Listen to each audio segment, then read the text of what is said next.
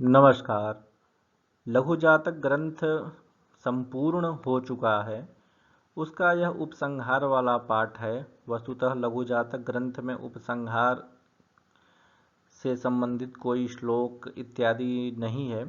तथापि लघु जातक ग्रंथ किसने लिखा, इसकी रचना कैसे हुई, कौन से कालखंड में इसकी रचना हुई, इसके लेखक कौन हैं और लेखक या ग्रंथकर्ता ने अन्य किन किन ग्रंथों का निर्माण किया हुआ है, यह इस पाठ में बताने का प्रयास किया गया है। क्योंकि कृति किस व्यक्ति विशेष की है, यह जान लेना अत्यंत आवश्यक होता है।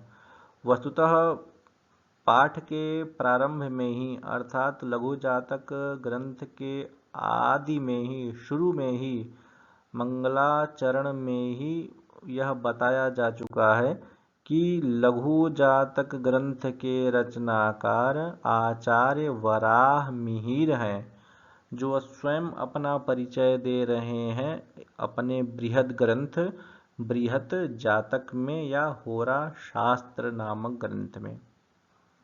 और उनके ग्रंथों के अनुसार, प्राप्त उद्धरणों के अनुसार, जो ज्योतिष शास्त्र के 18 प्रवर्तक हैं, उन 18 प्रवर्तकों के दैवज्ञों के शास्त्रों को देख करके ही आचार्य वराह मिहिर ने होरा शास्त्र नामक ग्रंथ का निर्माण किया।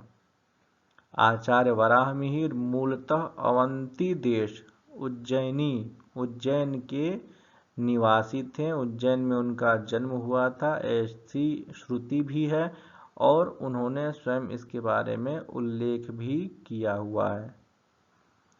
उज्जैन जनपद में एक ग्राम है कापित्थ ग्राम है, और उस ग्राम में इनका जन्म 509 ईस्वी में हुआ था तथा इनकी मृत्यु 585 ईस्वी में हुई थी, ऐसा ऐतिहासिक साक्ष्यों के आधार पर ज्ञात होता है।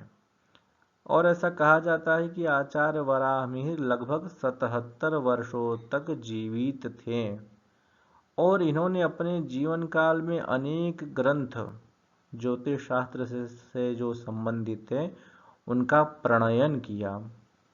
आचार्य वराहमिहिर भगवान सूर्य के बहुत बड़े उपासक थे और भगवान सूर्य की तपस्या के द्वारा ही ज्योतिष शास्त्र के ज्ञान को उन्होंने प्राप्त किया।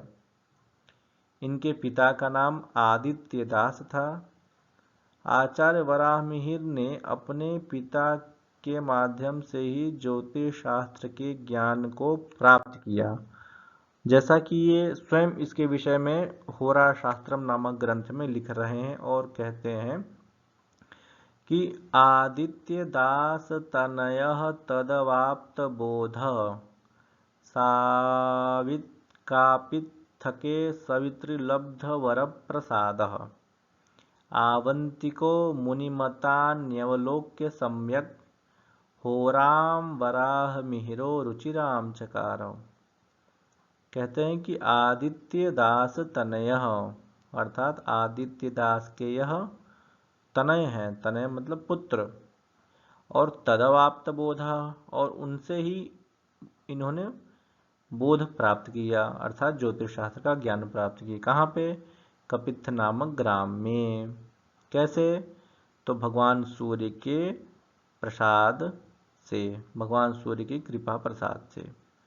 और ये अवंती के रहने वाले थे, तो मुनियों के अनेक मतों को देख करके अच्छी प्रकार से इन्होंने होरा शास्त्र का प्रणयन किया, जिसे हम बृहद जातक कहते हैं। और उसी होरा शास्त्र का और उसी बृहद जातक का यह छोटा सा ग्रंथ है जिसे हम लघु जातक कहते हैं। वस्तुतः लघु जातक ग्रंथ बहुत ही महत्वपूर्ण ग्रंथ माना जाता है ज्योतिष शास्त्र के प्रारंभिक ज्ञान हेतु। यदि कोई भी अच्छे से लघु जातक मात्र का अध्ययन कर लेता है तो ज्योतिष शास्त्र के फलादेश से संबंधित मूल इकाइयों को वह अवश्य समझ लेता है और उसके आधार पर वह किसी भी प्रकार का शुभ अशुभ उत्कृष्ट, अपकृष्ट इत्यादि फल कथन की विधा में वह प्रवीण होता है। तो आचार्य बराहमिहिर ने अनेक ग्रंथों का प्रणयन किया, जिसमें लघु जातक नामक एक ग्रंथ भी है, और इसको स्वल्प जातक या संक्षेप जातक या सार जातक भी कहते हैं। इनका ग्रंथ आप देखें पंच सिद्धांतिका, जो गणित पर आधारित है, होरा शास्त्रम, जिसकी चर्चा अभी चल रही थी, और उसी होरा शास्त्रम का दूसरा नाम है बृहद जातकम, और इसी का छोटा सा कलेवर जो आपके समक्ष था वह लघु जातक है। और इसके अतिरिक्त वाराही संहिता, जिसे बृहद संहिता भी कहते हैं, यह बहुत ही महत्वपूर्ण ग्रंथ है संहिता ग्रंथ को लेकर के, और उसी का छोटा रूप समास संहिता। योग यात्रा, पंचपक्षी, विवाह पटल, दिक्कनी यात्रा इत्यादि अनेक ग्रंथों का, लगभग 10 से अधिक ग्रंथों का इन्होंने प्रणयन किया, और सभी ग्रंथ प्रायः वर्तमान समय में किसी न किसी रूप में उपलब्ध हैं और पाठ्यक्रमों में निर्धारित हैं। यदि कोई भी ज्योतिष शास्त्र का ज्ञान प्राप्त करना चाहता है तो इन ग्रंथों का यदि अच्छे से विधिपूर्वक अध्ययन कर लेता है तो वह अच्छा ज्योतिषी हो सकता है। तो जो लघु जातक नामक ग्रंथ है वह बृहद जातक का ही छोटा रूप है। इसको हम संक्षेप जातक, लघु जातक या सूक्ष्म जातक भी कहते हैं।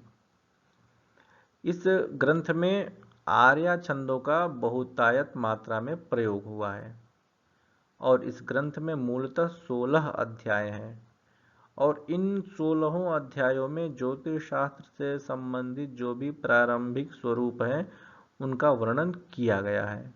राशियों का, ग्रहों का, नक्षत्रों का, द्वादश भावों का, विविध योगों का, दशाओं का, आयुर्दाय का, सन्यासियों का, स्त्री जातक का इत्यादि सारी चीज़ें जो मूलभूत में ज्योतिष शास्त्र से संबंधित हैं उन सभी का वर्णन किया गया है। तो आप इस ग्रंथ का अच्छे से अध्ययन किए, और ज्योतिष शास्त्र की जो विशिष्टता है दशा फल कहने के संदर्भ में या फलादेश करने के संबंध में, उन सभी को आपने समझा। इसी के आधार पर आप आगे के ग्रंथों को भी पढ़ने का प्रयास करेंगे। जयतु संस्कृतम, जयतु भारतम।